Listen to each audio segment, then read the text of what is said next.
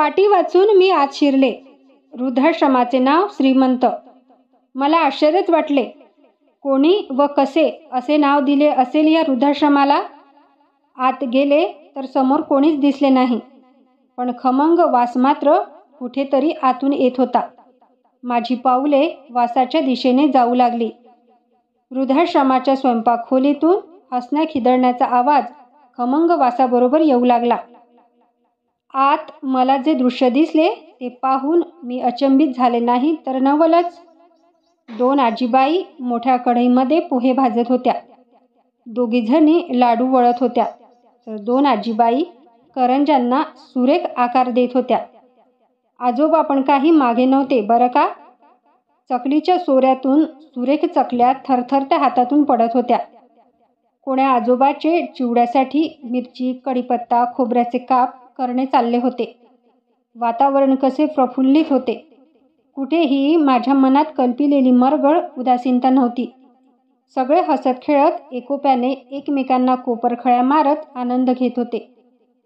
अहो आजी, जरा साखर कमी घाला पाकामध्ये, तुमच्या हातचा गोडवा त्यात आधीच आहे. तर आजी म्हणतात कशा, अहो भाऊ, जरा तोंडात कमी आणि चिवड्यात काजू पडू देत हो. अहो साठे काकू, चिवडा तुमच्यासारखा झणझणीत होऊ द्या बरं का.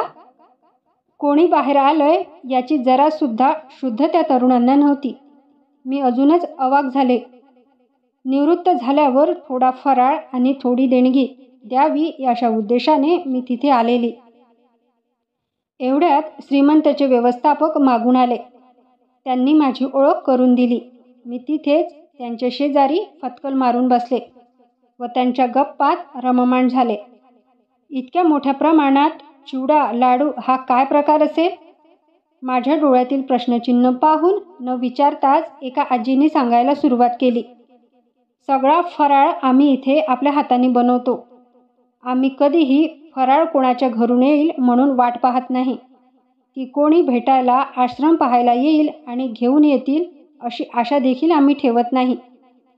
आमच्या इथल्या काही जणांकडे पेन्शन आहे, काही जवळ थोडी माया ठेवून आहेत. त्यातून आम्ही सगळे सामान आणून एकत्र फराळ करतो.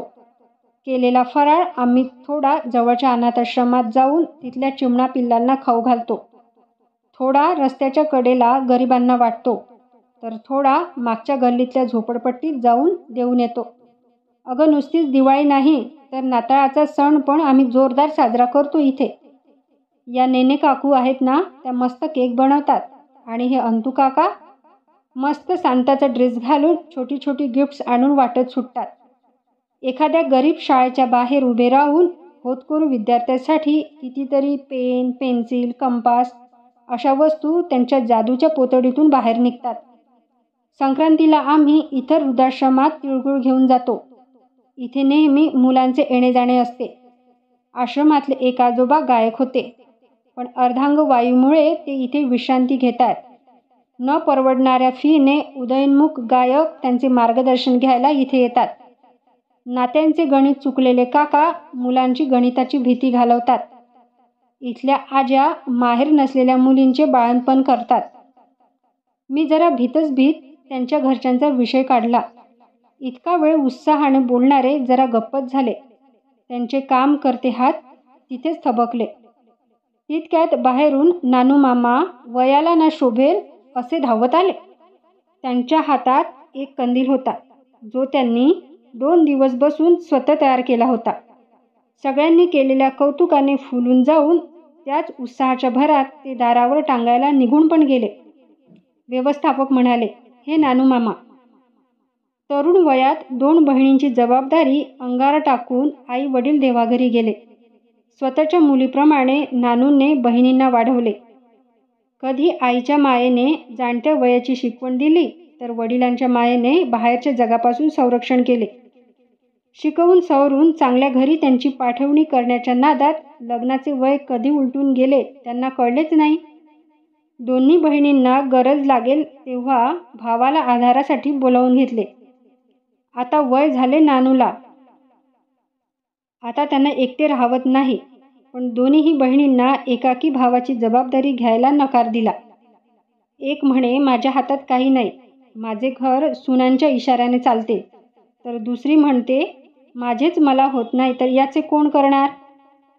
भरीतभर म्हणजे राहती जागा नूतनीकरणासाठी पाडायची ठरली तेव्हा दोघींनीही आपापला हक्क मागितला.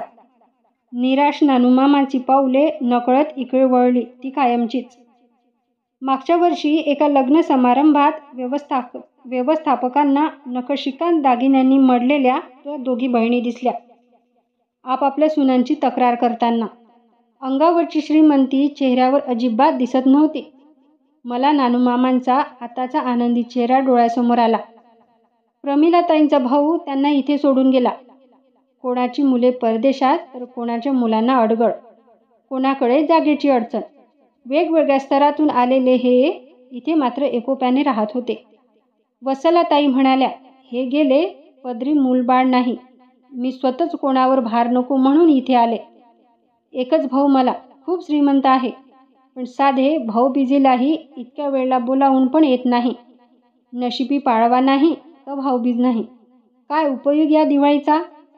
असे नैराश्य आले असतानाच नानूमामांनी मला भाऊबीजेला बहीण मानले आणि ओवाळायला लावले आणि ओवाळणी म्हणून लोकर आणि सुया दिल्या आणि हक्काने सांगितले, थंडी जवळ आली आहे, लवकर स्वेटर विणून ठेव. तेव्हापासून मी स्वतःला त्या लोकरीच्या उबदार विणेत गुंतवून घेतलंय. आता एकच नाही तर अनेक श्रीमंत भावाची मी लाडकी बहीण आहे. रखरखीत उन्हाला तिन्ही सांजेचे वेध लागले होते. बऱ्याचदाही कातर वेळ जीवघेणी असते, पण इथे तसे नव्हते. बाहेरचे अंगण पणत्यांनी उजळलेले होते. तुळशी वृंदावनात मंद दिवा तेवत होता. आकाश कंदिलांचे तेज चंद्रालाही लाजवत होते. सगळेजण ठेवणीतले कपडे घालून तयार झाले होते. थोड्याच वेळात नवगायक समूहाचे आगमन होणार होते आपल्या गुरुला गुरुदक्षिणा देण्यासाठी. सदाबहार गाण्यांनी आश्रमाचा कानाकोपरा निनादणार होता. आरोह अवरोह आलापाचे कानाकोपरा शब्द सुगंधी होणार होता. मी हळूच तिथून बाहेर आले. कुठे मी कवडी मोल मदत करायला मोठ्या गर्वाने तिथे गेले होते. पिशवीतले एवढेसे वाटायला घेतलेले फराळाचे पुडके मला लाजीरवाणे करून टाकले. मोठ्या दिमाखाने श्रीमंत वृद्धाश्रमाच्या पाठीकडे माझं लक्ष गेलं आणि कळले स्वर्ग म्हणजे काय. त्यासाठी आभाळातच जायला पाहिजे असे नाही. थोडी नजर आपल्या पलीकडे टाकली तर स्वर्ग आपल्या पाशीच आहे. त्या श्रीमंत वृद्धाश्रमाला माझा मानाचा सलाम ठोकून माझी पावले नकळत घराकडे वळली. व्हिडिओ आवडल्यास समोर शेअर करा आणि चॅनलवर पहिल्यांदाच असल्यास चॅनलला सबस्क्राईब करा. धन्यवाद.